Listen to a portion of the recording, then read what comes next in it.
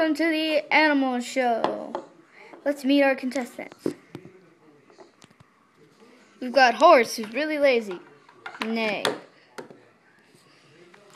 Zebra, who's the fastest one around. I just went around the world. And Lion, who has the biggest roar.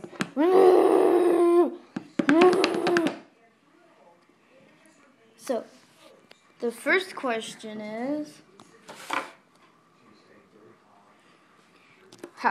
what is it like when animals live together? Yes, Lion?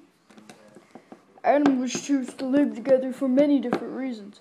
One of the main benefits is for safety in numbers. You might think of a group of animals offers the predator a wider choice of prey. In fact, the predator often finds it hard to single out its victim. For many one animal, the chance of being eaten is less.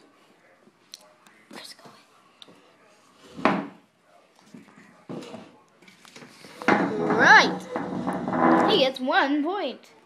Ding. Chris, no.